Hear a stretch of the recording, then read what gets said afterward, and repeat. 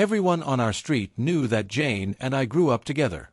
Her mom called me her future son-in-law, and my mom called her their future daughter-in-law. They'd been saying it for over 10 years, so long that even we almost started believing it ourselves. But ending up married and actually wanting to get married were never the same thing. Chapter 1. At 9 that night, the barbecue stand at the old street corner had just replaced the charcoal, the flames glowing bright red. Gabriel and I sat at the table against the wall. 2 beers, a plate of edamame, plus the complimentary peanuts the owner always threw in. Jane sat on my right, head lowered as she replied to messages at lightning speed, her fingers practically fighting the screen. I didn't ask who she was chatting with. I simply reached over and poured her half a cup of warm water. Without even looking up, she locked her phone screen and said, "I need to head out for a bit. Damien's got a stomachache. He's squatting downstairs outside his apartment building right now, so I'm bringing him some medicine." Before I could say anything, her phone buzzed again. A preview notification popped up at the top of the screen. "Damien, hurry up, I feel like I'm dying here." She quickly swiped the notification away and looked up at me. "Don't give me that look.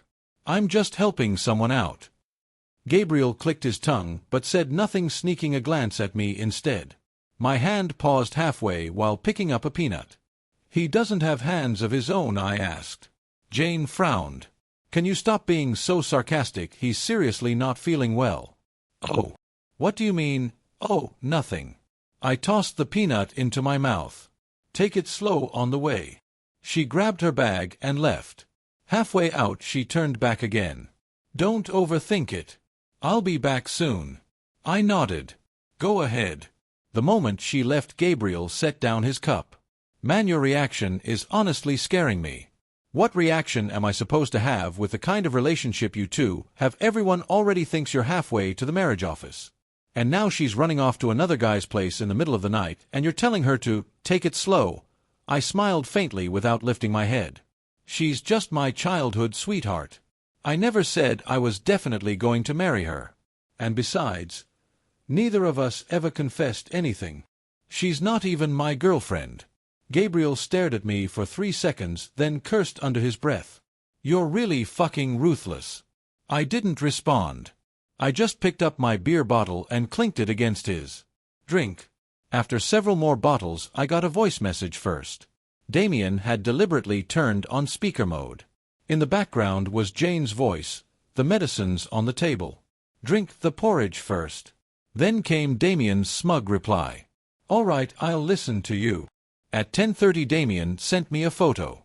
In the picture, Jane was in the kitchen wearing an apron holding a bowl of porridge. Damien sat at the dining table flashing a peace sign at the camera. Caption, "Your girl's cooking skills are pretty good. Borrowing her for the night."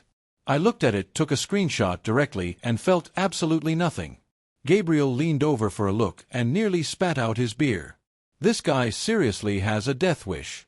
Whether he's scared of dying or not, I don't know. I placed my phone face down on the table. But there's no reason to ruin my life over something like this. "So are you going or not?" "Nope." "You're really not going?" I slowly stood up and grabbed my jacket.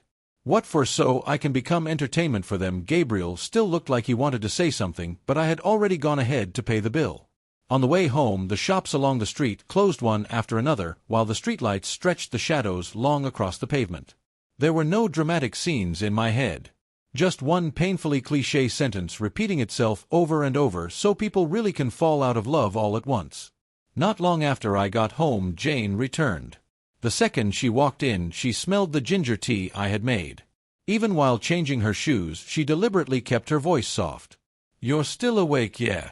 She walked over and placed the medicine bag on the coffee table, sounding slightly coaxing. Damien really had a fever. He could barely stand earlier. I stayed until he took the medicine before coming back. "Mm. That's it, just mm. What else am I supposed to say?" She stared at me for 2 seconds, irritation rising. "Logan, why have you been talking with such an attitude lately?" I opened the photo and pushed the phone toward her. "How do you think you should explain this picture?" Chapter 2. Her expression changed instantly. Her first reaction was to snatch my phone.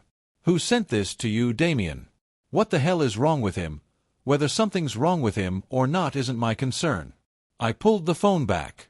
"What I care about is how you always assume I'll pretend not to see this stuff. She bit her lip, her tone hardening. If it bothers you that much, then fine. I just won't go anymore, okay? She paused before adding another sentence. Besides, we never officially confirmed our relationship anyway. So what exactly are you acting like this for? I looked at her silently. The way I stared at her only irritated her more. She raised her voice. The way you are right now is honestly kind of scary. You're not even my boyfriend, so what gives you the right to control me? That line was brutal. Instead of getting angry, I laughed softly. You're right. I'm not your boyfriend. She froze. I continued calmly, then stop using the excuse that our families already see us as a couple to pressure me too. Assuming something isn't the same as signing papers. Her face turned pale from being cornered like that, and her temper exploded immediately. Fine, then stop acting like you're the victim here. In the end, our families are still going to settle this marriage anyway, so what exactly are you putting on airs for now? I looked at her without responding. She mistook my silence for being speechless, which only made her angrier. Who I take care of is my business. Either admit openly that you're jealous or stop standing there acting cold. Her eyes suddenly reddened. When did I ever pressure you? You know the answer yourself.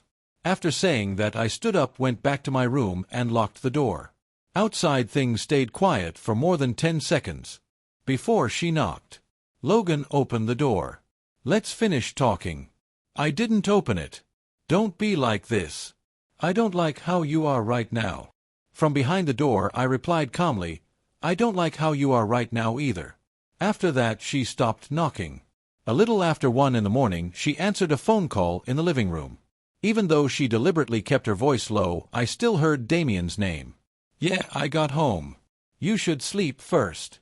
I lay in bed staring at the ceiling while my phone kept vibrating non-stop with her messages. Are you mad? I really only went to bring him medicine. I'll explain tomorrow. Don't shut me out. I didn't reply to a single one. Back then if she sent one message I'd reply with 10, terrified she might overthink things. Now I only felt tired. Last month Jane's grandmother had a minor surgery. The old woman lay in the hospital bed, clutching both families' hands, refusing to let go, mumbling over and over, I just want to see the children settle their future first. Then I can finally relax. Both families had red eyes that day. So recently both sides had been constantly urging us to start arranging the wedding process. Even setting a date first would have been enough. Chapter 3. Around noon the next day my mom called me. The moment I answered she got straight to the point. This weekend bring Jane home for dinner. Your aunt brought back seafood from out of town, so we can also roughly discuss next year's wedding banquet. I stared at the report on my computer screen, my tone flat. Not going back this week. My mom paused. Didn't you already agree to it? A project suddenly came up at work. What kind of project? Doesn't even let people breathe on the weekend. Can't help it. It affects the year-end bonus. She went silent for 2 seconds before changing tactics. Then let Jane come by herself. Your dad's been saying she loves crab. She's not coming either. You asked her already? Yeah. My mom immediately sensed something was wrong and lowered her voice. Did you two have a fight? I set down the mouse. No, stop fooling me. Seriously, no. I paused. I just think we should put the wedding banquet plans on hold for now. She exploded instantly on the other end. Put what on hold? You two grew up together, everyone around us already knows you're going to become a family someday, and now you're saying to put it on hold? What other people know is their business. Logan, Mom, I'm going into a meeting. We'll talk later. I hung up directly. After the call ended I stared at my phone for a while, my chest feeling unbearably heavy. I knew this phone call was only the beginning. It wouldn't just be my mom next. Jane's mom, my dad, her dad, they'd all take turns coming at me.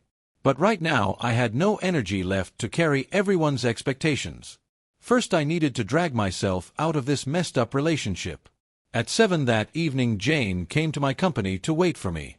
She stood at the entrance of the lobby wearing the light gray coat I bought her, her eyes red like she hadn't slept. My mom got a call from your mom, she said immediately. What did you mean when you said the wedding plans should be put on hold? Exactly what it sounded like. Are you insane? Both families are already preparing everything, then they should stop preparing. She stared at me, her voice trembling. What exactly are you throwing a fit about? I'm not throwing a fit. I looked at her calmly. I just suddenly don't want my life arranged for me anymore. What do you mean, arranged? This is how we've always been since we were kids, yeah. I nodded. Ever since we were young, you've been used to me waiting for you no matter what. No matter who you took care of or sided with in the end, you could always come back and tell me, don't overthink it. Her face turned pale from my words. Do you seriously have to blow this up to this level? Yes. I do. I slipped my car keys back into my pocket, my tone steady. Jane, let me say this one more time. Right now we're nothing to each other. At most we're just people who grew up together. As for what happens in the future, first figure out what it is you actually want. Tears streamed down her face instantly. You really want to draw the line this clearly between us? I looked at her. You were the one who drew the line a long time ago. Today I'm just finally admitting it. She grabbed onto my sleeve. Then give me a straight answer. Do you not want to marry me anymore? I didn't answer immediately. Wind rushed in through the entrance, blowing strands of hair across her face. I lifted my hand, gently removed hers from my sleeve, and only said one sentence. Right now I don't. It looked like she had just been slapped across the face. Her whole body froze in place. I didn't explain further. I walked past her toward the parking lot. After a few steps, I heard her calling my name behind me. By the end her voice had broken into sobs. I didn't turn around. My phone kept vibrating endlessly in my pocket, but I never looked at it. The moment the engine started, I suddenly realized how terrifyingly quiet everything around me had become. But it also felt lighter. Not the kind of lightness that came from defeating someone. Just the feeling of finally no longer wanting to keep pretending. Chapter 4. For the next 3 days, Jane didn't come looking for me. She only sent scattered messages on WeChat. Did you get home yet? Auntie asked me today what you've been busy with, and I didn't know how to answer. Logan, can we please have one proper conversation? I saw every message. I replied to none of them. Because the moment I answered, she would automatically assume the whole thing had blown over, and then the next round of, don't overthink it, would begin again. Friday afternoon, the department had a dinner gathering. Gabriel sat beside me, holding a drink, lowering his voice. So you and Jane are seriously in a Cold War now? Not exactly. Then what is it? It means I finally learned how to keep my mouth shut. He laughed. Probably a good thing. Saves you from always being the nice guy. I was just about to respond when the private room door was pushed open. Jane stood at the entrance. Damien was behind her. The entire room instantly went quiet. Even the waiter serving dishes slowed down. Gabriel cursed under his breath. They really know how to pick the perfect timing. Jane looked at me first. There was hesitation in her eyes, though she forced herself to smile. You guys are having dinner. I actually came to talk to you, just happened to run into this. Damien smiled too, casually raising the car keys in his hand. I was giving her a ride. Thought I'd stop by and say hi. I leaned against my chair without standing up. You've said hi. You can leave now. The smile on Damien's face stiffened for a second before returning quickly. Logan, don't be so hostile. I didn't think things through last time. I owe you an apology. Would apologizing to me even matter? I looked at him. Can you control that troublemaking mouth of yours? Someone in the room couldn't help sucking in a breath. Jane's expression became awkward. Logan, can you stop talking so aggressively? I laughed. You brought him to my dinner gathering. What were you expecting me to applaud you to? She bit her lip, her voice lowering. That's not what I meant. Then what did you mean? I just wanted to talk to you. I don't. After saying that, I picked up my glass, clinked it against Gabriel's, and drank it in one go. Jane stood at the doorway for over 10 seconds. Her eyes slowly reddened bit by bit before she finally turned around and left. Before leaving, Damien glanced back at me, the corner of his mouth curled up like he was amused. Gabriel shut the door and gave me a thumbs up. All right. This time you're seriously standing your ground. I tugged faintly at the corner of my mouth. Halfway through dinner, my phone rang. It was my mom. The moment I answered, she asked sharply, "Where are you right now?" "Out eating." "Come home immediately. Aunt Lynn is here." I went silent for 2 seconds. What happened? What do you think happened? My mom was barely holding back her anger. You made Jane Lynn cry. Her mom already called me. Get back here and explain yourself clearly. I looked at the empty plates on the table and suddenly found the whole thing funny. Every time Jane and I had even the slightest conflict, both families would immediately drag me out and lecture me, automatically assuming I should be the one giving in. Today was no different. Fine. I'm coming back. I hung up, grabbed my coat, and stood up. Gabriel looked at me. Going back to put out another fire, to wrap things up. What's that supposed to mean? It means tonight everything gets said once and for all. By the time I got home, the living room was full. My mom, my dad, Jane's mother, and Jane. She sat at the edge of the sofa with red eyes. The moment she saw me come in, she stood up immediately, looking like she wanted to say something but didn't dare. Aunt Lynn spoke first, her tone still relatively polite. Logan, Auntie won't beat around the bush with you. Fight with Jane if you want, but the wedding banquet isn't something you can joke about. I placed my car keys onto the entry cabinet and gave a quiet hum. I'm not joking. Her expression changed instantly. What exactly do you mean by that? It means the wedding plans are on hold. As for everything after that, we'll talk about it later. My mom immediately lost it. What kind of nonsense are you talking about? I turned toward her. Mom, I'm not losing my mind. I just think marriage isn't something that should be decided with a few words from you all. Tears instantly fell from Jane's eyes. Do you really have to be like this? I looked at her calmly. I just don't want to keep getting pushed forward anymore. Chapter 5. The living room fell into dead silence. My dad stayed quiet for a long while before finally coughing lightly. Then give us a timeline. You can't drag this out forever. I nodded. Fine. 3 months. For the next 3 months, no one talks about marriage or wedding banquets. After that, I'll give a clear answer. Aunt Lynn frowned. 3 months? What are you treating marriage like a project schedule? You can call it whatever you want. My tone stayed flat. Still better than forcing things together the way they are now. Jane looked at me, crying so hard her shoulders trembled. Logan, do you just not want me anymore? I stayed silent for 2 seconds before answering quietly. Right now, all I want is some peace and quiet. After saying that, I turned around, went back to my room, and shut the door. Outside, my mom's lowered but furious scolding quickly mixed with Jane's crying until everything became a chaotic mess. I sat at the edge of the bed, took out my phone, and added another line to my notes app. That night, I barely slept. The arguing in the living room didn't stop until nearly 2 in the morning. Footsteps kept pacing back and forth outside the door until finally my dad's suppressed voice said, "Everyone calm down first," and the house gradually became quiet. At 6 the next morning, I got up to wash my face. The person staring back at me in the mirror looked swollen with dark circles so heavy they almost looked bruised. My mom was cooking porridge in the kitchen. The moment she saw me come out, she threw the ladle back into the pot, her voice ice cold. "Today you either go apologize to Jane or you stop calling me your mother." I pulled out a chair and sat down, picking up chopsticks to grab some pickled vegetables. "Mom, don't escalate things this fast." "Escalate?" She laughed angrily.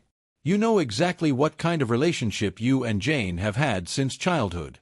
That girl practically threw away her pride defending you in front of me. And you, one sentence about putting things on hold, and now both families are roasting over the fire because of you." I pushed the bowl away.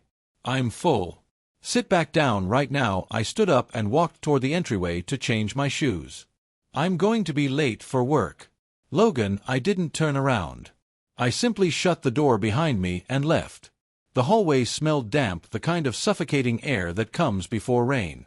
It wasn't until the elevator reached the first floor that I realized my hands were shaking. The trembling annoyed me. I lit a cigarette. Halfway through it, a message from Jane popped up. "My mom spoke too harshly last night. Don't take it to heart. I have my own problems too. Let's both calm down for a few days. Are you eating lunch? I can bring you something." I stared at the messages for a while before replying with one word, "No need." She answered almost immediately. "Then make sure you eat on time." I stuffed my phone back into my pocket, crushed out the cigarette, and drove to work. Over the next few days, I deliberately packed my schedule full. During the day, I met clients. At night, I supervised post-production. Even after midnight, I could still sit there editing inventory footage until 2 in the morning. It wasn't that my career suddenly became the love of my life. I just didn't want to go home and listen to endless lectures about how I should give in to her. After watching me sleep at the office for 3 days straight, Gabriel asked if I was planning to become a monk. He laughed for a while before turning serious. You really planning to leave things hanging like this for the whole 3 months? Yeah. She can handle that. I pushed the mouse forward casually. If she can't handle it, that's her problem. You seriously don't feel bad? I stayed silent for 2 seconds. I already used up all the sympathy I had. Gabriel stopped asking questions after that. He only tossed me a bottle of coffee. Thursday afternoon, Jane actually came. She stood at the company reception desk, carrying an insulated lunch bag, wearing a beige sweater with her hair tied low. She looked unusually obedient and gentle. The receptionist girl winked at me. Logan, your wife's here, delivering a loving homemade meal. I glanced at her without correcting the statement. Jane walked over and placed the bag on my desk. Your stomach's bad. Stop eating takeout all the time. Just leave it there. She remained standing. Have you seriously not been going home lately? Yeah. Why? Peace and quiet. Her face went pale for a second, fingers tightening around the bag handle. Do you really have to be like this? I already told you I'm changing. I looked up at her. You change however you want. I'll live however I want. Logan, you never used to talk like this. And back then I also wouldn't scroll through social media at 2 in the morning and see you accompanying another guy while he got in 4 drip. Her lips parted, but she couldn't say anything for a long time. I lowered my gaze back to the screen. Anything else? Her eyes slowly reddened. Have you already sentenced me to death in your heart? No. A flicker of hope appeared in her eyes. Then I continued, I just put you back where ordinary people belong. The moment those words left my mouth, tears rolled straight down her face. She raised her hand to wipe them away, forcing out a smile. Okay. I understand now. Then go ahead and work. I won't bother you anymore. Chapter 6. When she reached the door, she turned back once more. Eat the food while it's hot. Don't torture yourself out of stubbornness. I didn't respond. Only after she had walked far away did I open the insulated bag. Inside was chicken soup, millet porridge, and a box of sliced apples. Lemon juice had been squeezed over them so they wouldn't oxidize. I stared at the apples for a long moment, my chest tightening uncomfortably. Gabriel leaned over from behind me. You gonna eat that? If not, give it to me. I closed the lid again. Take it. You serious? Yeah. He picked up the bag while muttering to himself as he walked away. I seriously can't understand whatever drama you two are acting out. I looked out the window without replying. But actually I understood perfectly. Jane hadn't suddenly become better. She had only suddenly realized that I wasn't as steady and unshakable as before. People usually seem the most obedient when they're afraid of losing something. That weekend was originally my turn to have dinner at her family's house. In the past, I never missed days like that. Even if I had to work overtime until 9, I'd still show up first, then head back to the office afterward. This time, I simply didn't go. Her dad called me. I watched the screen ring until it hung up automatically. 10 minutes later, Jane called. I answered. She deliberately kept her voice low, probably hiding in the bathroom. You're really not coming? My dad's face looks awful right now. Yeah. At least give me a reason. I'm busy. Logan, you're making things really hard for me. I laughed faintly. Did you ever think about that when you made things hard for me? Before silence came from the other end. Before she could speak, I continued first. Eat your dinner. Don't worry about me. Then I'll come find you later. Don't. Why, you're annoying. Her breathing instantly became uneven. So now even seeing me annoys you? Yeah. The line stayed quiet for a long time. Finally, she spoke softly. Okay. I understand. After hanging up, I flipped my phone face down on the table and continued editing footage. Halfway through, WeChat automatically popped up a floating notification. Damien had posted a new status update. Caption: some people don't know how to cherish what they have. Some people deserve to be treated well. The picture showed 2 cups of coffee across from a girl whose face had been blurred out. But I recognized the thin bracelet on her wrist instantly. It was the birthday gift I had given Jane last year. I stared at the picture for a full minute. At the exact same time Jane sent me a message, "I'm home. Just finished dinner." I looked at those words and laughed. Then I replied with only 2 words, "Good for you." After that, I removed our chat from the pinned conversations list. Chapter 7. Monday morning, the company held its regular meeting. I was in the middle of discussing this month's schedule when my phone vibrated twice on the table. It was a voice message from my dad. I tapped it open. The background was noisy, sounding like a crowded street market. "Your Uncle Lin just fell near the neighborhood entrance. His ankle's swollen pretty badly. Jane can't handle him alone, so if you've got time, go help out." I paused for 2 seconds, closed the message, and continued flipping to the next slide in the presentation. Gabriel noticed my expression was off. Only after everyone left did he ask what happened. "Jane's dad fell." "Then why aren't you going?" I shut my laptop. "He's not my dad. Besides, isn't Damien around? He's supposedly great at taking care of people." Gabriel couldn't find anything to say. Neither did I bother explaining further. At 1 in the afternoon, Jane called. I answered. "My dad needs to go get scans done. I'm the only one here and I can't lift him by myself. Can you come?" Her voice sounded hoarse, like she had been crying. I leaned back in my chair, staring at the ceiling lights. "Call Damien. Isn't he the expert at taking care of people?" She exploded immediately on the other end. "Logan, are you serious right now? That's my dad. And now you remember he's your dad." "What exactly do you mean by that?" "It means it's finally your turn to figure out who actually counts as your own person." She breathed hard into the phone. "I don't have time to argue with you right now. Are you coming or not?" I stayed silent for 2 seconds before answering. "I'll send Gabriel over." "I don't want someone else. I want you. I'm busy." Then I hung up. I sent Gabriel the location and situation, telling him to bring someone over to help. He replied with a question mark and an extra line, "You serious?" I replied, "Yeah." 10 minutes later, he sent me a voice message, breathing heavily. "I got them to the hospital. Not going yourself was honestly pretty cold. But damn, you really are ruthless." I turned off the voice message and tossed my phone into the drawer. At 5 in the afternoon, Jane sent me a long message. "Today was the first time I understood how it felt when I used to keep calling you over for everything. I'm not pretending to be pitiful. I was genuinely panicking.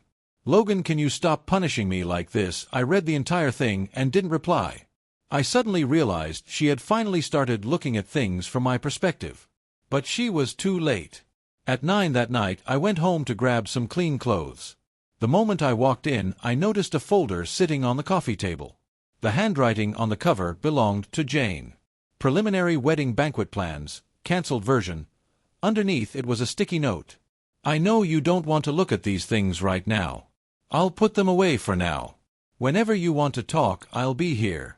I stared at the note for a very long time before finally folding it up and slipping it into my pocket.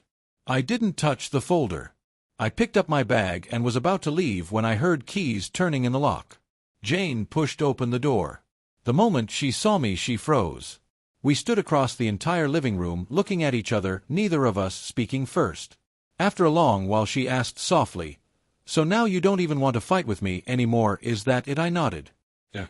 Her eyes reddened, but she still forced out a smile. "All right.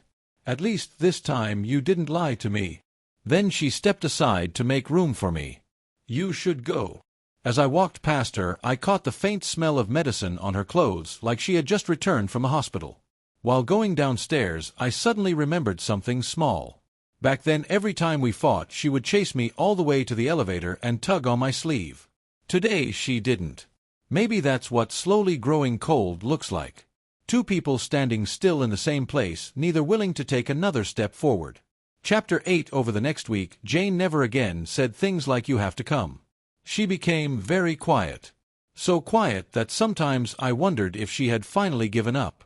Wednesday night, I worked overtime until 11. The convenience store downstairs was still lit up. I went down to buy coffee.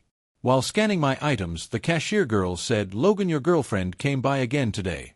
She left a box of stomach medicine for you at the counter." When I got back upstairs, I saw the medicine box still wrapped in the convenience store bag. A few words were written on it: "Take 2 after meals." The handwriting was messy, like it had been written in a hurry. I stared at it for a while before tossing the medicine into the drawer. I didn't take it, but I didn't throw it away either. The next morning, I drove to meet a client. Passing by the entrance of the old neighborhood, I saw Jane waiting for a ride by the roadside from a distance. She was wearing a dark blue coat, holding a thermos cup, looking down at her phone. Damien wasn't beside her. The light turned green. I pressed the gas and drove past. She never looked up, probably never even saw me. At that moment, I suddenly remembered years ago when we were still in high school. Every morning she would wait for me at this same intersection so I could bike her to school. Back then she hated the cold in winter. She would always shove her hands into the pockets of my school uniform jacket while complaining that my pockets were too shallow. I rolled the car window back up and didn't look a second time. During lunch break, Gabriel handed me his phone. "Look at this." It was a screenshot from the neighborhood residents group chat. Aunt Lynn was thanking everyone in the group, saying that Logan's friend had helped take someone to the hospital the other day and she appreciated everyone's concern. Someone replied underneath, "Logan and Jane have both been reliable since they were kids. Can't wait for the wedding banquet. These two just look solid together. Childhood sweethearts really are different." Gabriel sighed when he saw I wasn't saying anything. "With the history you two have, cutting things off really is complicated." I pushed the phone back to him. "Complicated or not, it still has to end. Can you really end it?" I paused for 2 seconds. "Little by little."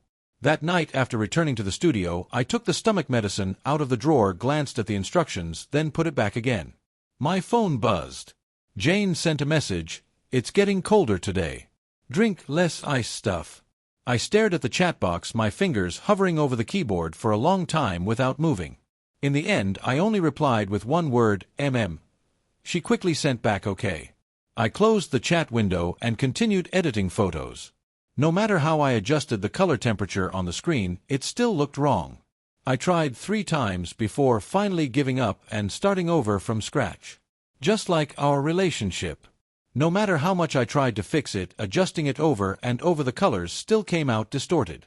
At 1 in the morning, before shutting down my computer, I glanced at my phone again.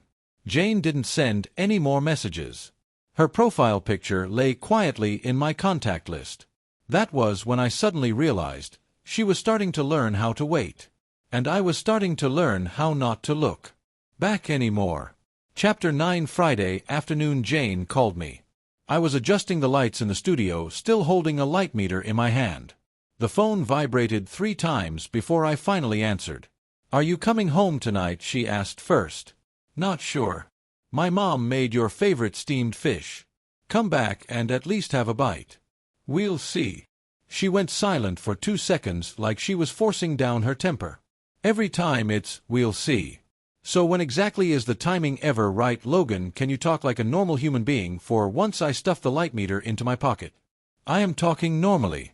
Her tone instantly turned cold. "Fine. Then I'll talk normally too. Damien's leaving for another city tonight. He has a lot of luggage, so I'm taking him to the train station. Don't start making a big deal out of it later." I laughed. "Is this you informing me or discussing it with me? Is there a difference?" "There is," I said. "If you were just informing me, you wouldn't need to make this call." "Then take it as me informing you." She hung up immediately after that.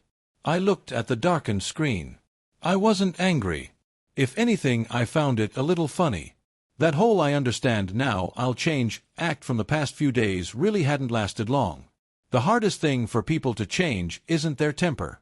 It's dependency on familiar patterns. She was used to me cleaning up after her, so she always believed that after pushing a few more times, I'd eventually come back. At 10 that night, I finished work and went home. No one was in the living room. Half a bowl of cold fish soup sat on the table with a sticky note pinned beside it. "Went to take Damien to the station. We'll talk when I get back." The handwriting was rushed. The final stroke of the word "talk" dragged long across the page, almost provocative. I crumpled the note into a ball and tossed it into the trash. At 11:40 the door opened. Jane deliberately made a huge amount of noise while changing shoes, like she was waiting for me to speak first. I sat on the couch, flipping through a client contract without looking up. She was the first to lose patience. "You're not even going to ask where I went? You wrote it on the note." That's it. What else? She threw her bag onto the couch, her voice sharp with hostility. Logan, you've actually become pretty disgusting lately. You don't yell, you don't fight, you act like some saint, but really you keep score of everything inside your head. I closed the contract and finally looked at her. So you know I'm keeping score. And what if you are? She shot back. You still haven't left, have you? She said it lightly, like she was casually tossing the words out there. But knives work like that. The softer they're thrown, the deeper they cut. I nodded. Right. I haven't left yet. Which is exactly why you think you can keep pushing. She sneered. Don't make yourself sound so miserable. Damien's traveling for work today. What's wrong with me giving him a ride? Haven't you driven female classmates home before? You're comparing that to this. Why can't I? Because after I drop them off I'd tell you where I went, who I was with, and when I'd be back. I stared at her. But you always act first, notify me later, then finish with, don't overthink it. That hit the mark. Her face flushed red, then pale. After holding it in for a long time, she finally forced out one sentence. I can't be bothered talking to you.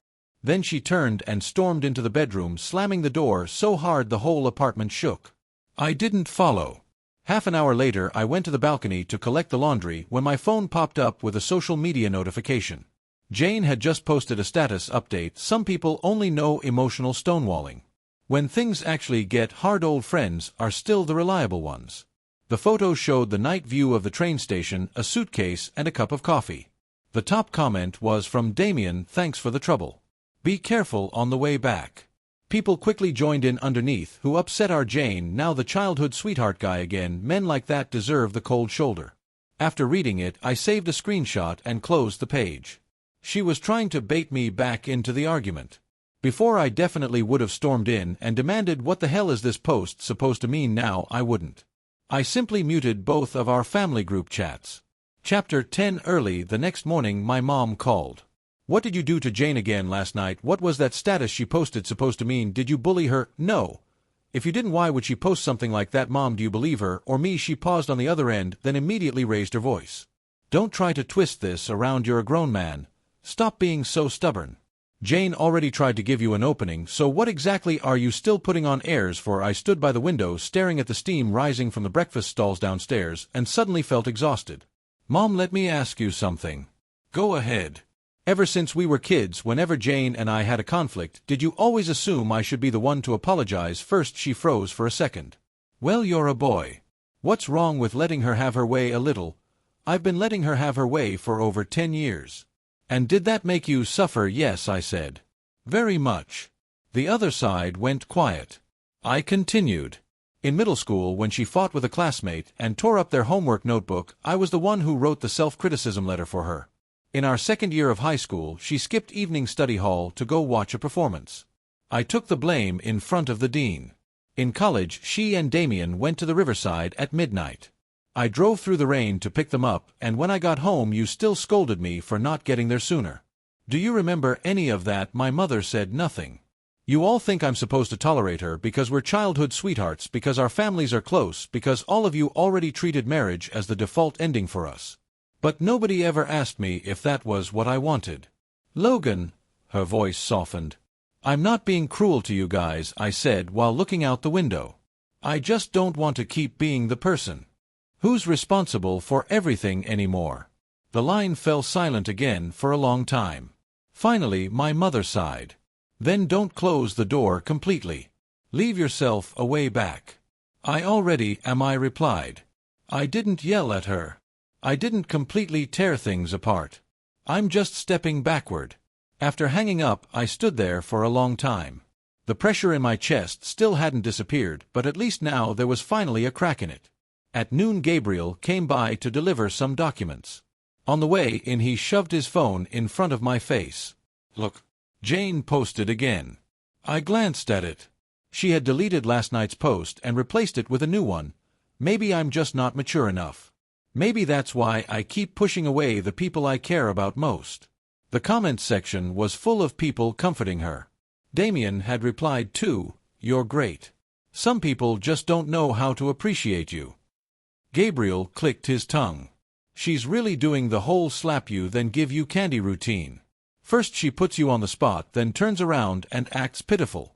You're not gonna say anything, say what? I flipped to the last page of the document and signed my name. If she wants to perform, let her perform. I just won't play along. Gabriel looked at me for a moment, then suddenly laughed. You know the way you are now, you kinda remind me of your dad back in the day. What kind of vibe is that? No fighting, no comforting, no explaining. Like, if you all want drama, go ahead. I'm just gonna focus on living my own life first. I capped the pen. Sounds pretty good to me. Wait, what did you just say? That evening I got home unusually early. The moment I opened the door, I saw Jane in the kitchen wearing an apron. Soup was simmering in the pot, filling the room with a rich smell. When she heard the door, she turned to look at me. Her eyes brightened for a split second before she quickly hid it. You're back. Perfect. The soup's almost ready. I went to wash my hands. She followed me to the doorway, her voice softening. I deleted that status from yesterday. I saw. I wasn't trying to throw shade at you on purpose. I was just angry. That's what you say every time. She bit her lip. Then what do you want me to do? I pulled out a paper towel and dried my hands, my tone calm. Stop posting our problems online for a bunch of people to judge. She immediately nodded. Okay. I promise. I didn't respond and went to sit at the dining table. When the soup was served, she filled a bowl for me and picked out all the chopped green onions like she always used to. She knew I didn't eat them. I took 2 sips. It actually tasted pretty good. She watched me carefully. Too salty, it's fine. She seemed to let out a breath of relief, then cautiously spoke again. So this weekend, could you come to the hospital with me? Grandma has a follow-up checkup next week. She keeps asking about you. I set down my spoon. Okay. Her eyes instantly lit up. Really, visiting an elder is fine. Then while we're there, no, while we're at it. I looked at her. Visiting your grandmother is one thing. Marriage is another. The smile on her face slowly faded. After a long pause, she nodded. Okay. Halfway through dinner, her phone rang. She glanced at the screen, and her hand jerked so hard she almost dropped her chopsticks. Chapter 11. I caught a glimpse of the caller ID, Damien. She immediately declined the call and looked up at me with a quick smile. Spam call. I didn't expose the lie. I just kept drinking my soup. 10 seconds later the phone rang again. This time she turned the phone off completely, her smile even stiffer. Scam calls are so annoying these days. I looked at her and suddenly found the whole thing ridiculous. She thought the issue was the number calling her. What actually bothered me was that even now she was still telling lies so obvious they could be seen through at a glance. I put down my chopsticks and stood up. She froze. You're done eating? I'm full. Logan. I walked to the entrance and changed my shoes. Before leaving, I glanced back at her. Go ahead. Don't worry about me. Her face instantly turned pale. What did I do now? You know exactly what. I pulled the door open and walked out. The hallway lights flicked on at that exact moment, bright enough to make my eyes sting. Right then I became certain of one thing. Her vulnerability and tears were only temporary. The only thing truly consistent about her was that tiny bit of wishful thinking. She was still gambling that I would come back. So I'd let her keep gambling. Until she lost everything. The next morning my dad unexpectedly messaged me himself and asked me to come home for lunch. Just the 2 of us. Let's talk. I replied with a simple okay. When I arrived, he had already set the table. 2 dishes and a bowl of soup, all my favorite foods from childhood. As he served me rice, he got straight to the point. Your mom cried last night. She said you seem like a completely different person now. I picked up a piece of food. People change. It's fine to change. Just don't block off every path. He looked at me. As for you and Jane, forget what outsiders think. Your mom and Aunt Lynn have spent years looking out for each other. If you suddenly slam on the brakes like this, everyone's going to feel awful. I put down my chopsticks and looked up at him. Dad, do you know when I felt the worst? When it wasn't when she went to find Damien. It was every time I said I was uncomfortable and all of you told me to endure it. He froze for a second and stayed silent. I continued. Do you remember in college when I got that internship opportunity in a city 3 months there and I could have secured a full-time position afterward? But then she got into a fight with classmates in the middle of the night, and all of you said she was emotionally unstable and told me not to leave, to stay and keep her company first. In the end, I didn't go. The spot went to someone else. My father frowned. Wasn't that a special situation exactly? In your eyes, she's always the special situation. I laughed softly. And I'm always the one who can be postponed. He was silent for a long time before sighing deeply. On this matter, we were unfair. Hearing that sentence come from him, the stone pressing against my chest finally loosened a little. I lowered my head and took 2 bites of rice, my voice calmer now. I'm not trying to turn the 2 families against each other. I just don't want to keep acting out the script you all wrote for me. He nodded. I understand now. I'll talk to your mother. I gave a quiet Just as I was about to pick up more food, my phone rang again. Jane. I glanced at it and didn't answer. She called 3 times in a row before finally sending a message. I'm downstairs at your building. Come down. I stared at the words, unable even to laugh anymore. At this point, she couldn't even be bothered to ask whether it was convenient for me first. When I went downstairs, she really was there. The car engine was still running, and there was a man's jacket sitting in the passenger seat. I glanced at the brand. Damien wore that brand all the time. She followed my gaze and quickly explained he left it in my car this morning. I didn't have time to return it yet. Why are you telling me this? I looked up at her. I didn't ask. She choked on her words for a second, then immediately handed me her phone. Look, Grandma's follow-up appointment is this Saturday. I already booked it. Don't stand her up. I glanced at the time on the screen. I'll go. She visibly relaxed, then immediately tried to push further. Then after the appointment, let's all have dinner together. My parents will come too, and while we're at it, I already told you. No, while we're at it. Her expression turned cold again. Logan, are you seriously going to shut down every single conversation now? I'm not shutting things down. You're the one who keeps trying to turn every situation into leverage. She stared at me. Her eyes reddened, but no tears fell. Instead, she laughed softly. Fine. You win. Are you enjoying this now, enjoying the feeling of having me under your control? I looked at her and suddenly felt like she was a stranger. See, I nodded. That's exactly who you are.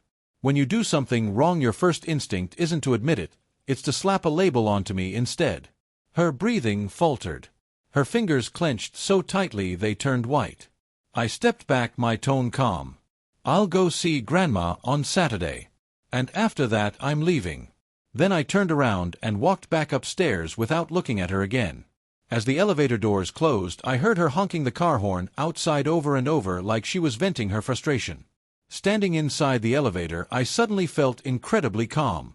Before I would have thought she was pitiful. Now I only felt that she still hadn't suffered enough yet. Chapter 12. At 7:30 Saturday morning, when I arrived at the hospital entrance, Jane was already waiting there. She was dressed simply today. Her hair was tied up and she barely had any makeup on. She looked thinner than usual. The moment she saw me get out of the car, she instinctively stepped forward, then abruptly stopped herself. In a small voice, she only said, "You came. Grandma's on the 3rd floor. Let's go." It was just the 2 of us in the elevator. She kept her head lowered, staring at the tips of her shoes, while her fingers crumpled the registration slip into wrinkles. I noticed it, but said nothing. When we reached the hospital room, she went in first and called out Grandma before turning back to wave at me. Her voice sounded lighter than before. "Logan, Grandma's been waiting for you forever." The old woman was leaning against the headboard. The moment she saw me walk in, her eyes lit up. "Logan's here, come sit, come sit." I placed the fruit I brought beside the bed. "You look healthier than last time." "That's thanks to you." Grandma smiled and patted the back of my hand. "You two shouldn't keep fighting all the time. You're not kids anymore. Settle down and get married soon so I can finally stop worrying." The room fell silent for a second after she said that. Jane stood nearby, her eyes locked tightly on me like she was waiting for me to give her some dignity in front of her grandmother. I looked at Grandma and kept my tone as gentle as possible. You should focus on recovering first. Everything else can come slowly. There's no rush. Grandma sighed. You've always been such a steady child. Ever since you were young, you never let a single word slip. I smiled lightly but didn't respond. The follow-up examination dragged on until noon. Blood tests, scans, picking up reports. We ran back and forth several times. At one point Jane went to pay the fees while I pushed Grandma's wheelchair. The old woman kept saying how thoughtful Logan was, and every word made my chest feel heavier. What hurt wasn't the old woman. It was this relationship. All of us were pretending to keep things graceful and decent, but everyone already knew the connection had started to crack apart. When the results finally came out, the doctor said her recovery looked good and that she just needed to continue rehabilitation on schedule. Jane visibly relaxed. By the time we walked out, her eyes were already red. She helped Grandma into the car, then turned to me. Come eat with us. Grandma wants you to stay a little longer too. No. I checked the time. I still have things to do.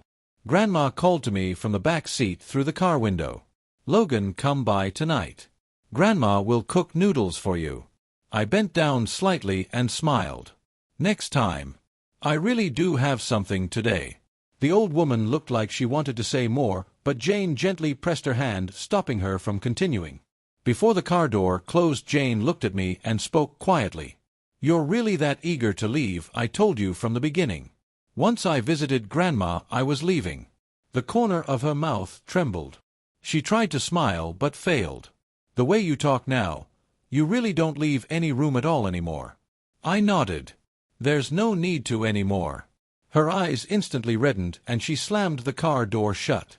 As the car drove away, I stood at the hospital entrance, the midday sun making my head feel slightly dizzy. Chapter 13. At 3 in the afternoon, I went back to the studio to catch up on sleep. Around 5 my phone vibrated non-stop and woke me up. Gabriel had tagged me in the group chat. Hurry up and check the neighborhood group. It's blowing up. I opened the screenshots. The very first one was a long post Jane had written, paired with a photo of her and Grandma's backs in the hospital parking lot. The caption was dramatic enough to tug at emotions. Some people promise they'll come, but when they do, they feel like strangers passing through. Turns out caring can be an act, and so can coldness. The comments section was full of comfort and sympathy. Don't wrong yourself like this. You deserve someone better. Some people just aren't worthy. Damien replied underneath with a fist emoji written out as fist emoji. You've already handled this with enough grace. I stared at the word grace for a while and ended up laughing from anger instead. Same old routine. First she throws me onto the stage of public opinion, then waits for me to explain myself. Before I would have rushed over to make her delete the post, argued with her, begged her to take it back. Now I couldn't even be bothered performing anymore. I directly exited the group chat, changed my profile picture to a pure black background, and set my moment's visibility to 3 days only. Gabriel called immediately. You're really just letting it go like that, You're not scared everyone's gonna trash talk you, let them? I leaned back in the chair. I'm not the one dating them. There was a 2-second silence on his end before he cursed, You're seriously wide awake now. At 7 that night, I went home to pack the last batch of my things. The moment I walked in, I saw a whole room full of people sitting in the living room. My mom, my dad, Aunt Lynn, and Jane Lynn. 4 pairs of eyes turned toward me at once. The air felt so heavy it could almost be wrung out like water. My mother spoke first, her voice tense. Where were you? We called you and you didn't answer. Sleeping. You could still sleep at a time like this. She slammed the table angrily. Jane cried that hard today. How much longer are you planning to drag this out? I stood my suitcase beside the door. I'm not here to drag anything out. I'm here to move my stuff. Jane abruptly stood up. What do you mean? Exactly what it sounds like. You're moving out, Her face turned ghostly pale. She took 2 steps toward me, then stopped herself halfway like she was afraid I'd really turn around and leave.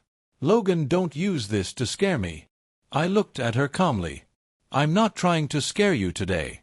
I'm here to finish this conversation. Aunt Lynn cut in, her tone hardening. Logan, our families have known each other for decades. What you're doing is too much. Even if Jane made mistakes, it's not your place to humiliate her like this. I nodded. Auntie, you're right. Even if she made mistakes, she shouldn't be publicly humiliated. Then what exactly was that post she made in the group today? Aunt Lynn instantly choked on her words. Jane bit her lip as tears rolled down her face. I was emotional at the time. You're emotional every single time. I looked at her. And every time after that, I'm the one expected to clean things up for you. You've been playing this game for years. My mom panicked. Stop digging up old history, I'm only asking you one thing right now. Are you still getting married or not? The living room instantly fell silent. I looked directly at my mother. My voice wasn't loud, but every word was crystal clear. No, my mother looked like someone had grabbed her throat. For a long time she couldn't say a single word. Jane's eyes widened as if she hadn't understood what she heard. What did you say? I said no. I pronounced every word clearly. We're not together anymore. And we never will be again. She lunged forward and grabbed my arm, her hand trembling violently. You can't say that. You weren't like this before. You said you'd always stay. I said a lot of things before. I removed her hand from my arm. And I spent a lot of years proving them. I've done enough. Her tears splashed onto the floor. Even her voice cracked apart. Is this all because of Damien? I already told you I'd change. It's not just because of him. I looked at her. It's because every single time you choose the option that feels best for yourself first, and then ask me to understand afterward. Understanding you once or twice is fine. But after more than 10 years, no. She stood frozen in place, lips trembling, unable to force out a complete sentence. Chapter 14. I pulled open the suitcase, stuffed the last few pieces of clothing inside, then turned toward the door. At the entrance, I stopped for a moment and looked back at her. Jane, it's not that I suddenly stopped loving you, I said. I was slowly pushed away by you one day at a time. Whoever you want to be with in the future has nothing to do with me anymore. And stop testing my limits. After saying that, I pulled the door open. Behind me came Jane's crying first, then my mother's muffled scolding, and finally my father's quiet sentence, "Let him go." I walked downstairs. The night wind hit my face cold enough to clear my head. As I drove out of the neighborhood, I saw the lights in that building glowing floor by floor through the rearview mirror like an endless stack of unpaid emotional debts. I never looked back again. A month later, I moved to the west side of the city. The new place wasn't big, but the windows faced south. In the afternoon, sunlight could fill the entire studio. Gabriel cursed me every day for being cheap, saying the place was so tiny even the break room felt cramped. I told him it was good enough. My mother came by once. She brought 2 containers of soup. After entering, she never mentioned Jane. She only asked whether I had been sleeping well and whether my stomach still hurt. Before leaving, she stood at the door for a long time. In the end, she only said one sentence: "You chose this road yourself. Don't regret it." I smiled lightly. I won't. Later, Jane came once too. She didn't come upstairs. She only sent me a message from downstairs: "I'm at the entrance. If you don't want to see me, I'll leave." I stared at the words and replied 5 minutes later, "Don't wait." She replied with a simple, "Okay," and said nothing else after that. That evening, I finished work early. Passing by a flower shop, I casually bought a bouquet of white balloon flowers and brought them to visit Grandma. When the old woman saw me, she smiled kindly and asked whether I had been busy lately. She didn't ask about Jane. She didn't ask about marriage either. Before I left, she held my hand and sighed softly. "In this lifetime, don't wrong yourself." I nodded. As I walked out of the hospital room, the wind in the hallway felt a little cold. Suddenly, I realized that many things had actually ended long ago. We just loved leaving ourselves a maybe. And now I had personally crossed out that maybe. On the last day of the year, Gabriel dragged me to the riverside for drinks. He said we finally finished acting out this whole terrible drama and deserved to celebrate. The wind was fierce, strong enough to make even the beer taste faintly metallic. Halfway through drinking, he suddenly asked me, "Do you still think about her?" "Sometimes," I thought for a moment, then nodded. "Occasionally." "Then do you regret it?" "No." He asked again, "Have you really completely let go?" I looked at the car lights crossing the bridge in the distance and smiled faintly. If I never truly had it in the first place, then what is there to let go of? I finished the last mouthful of beer and stood up, brushing the dust off my jacket. The sound of the wind over the river was loud, carrying everything away with it. Except people still have to pull themselves back to shore on their own.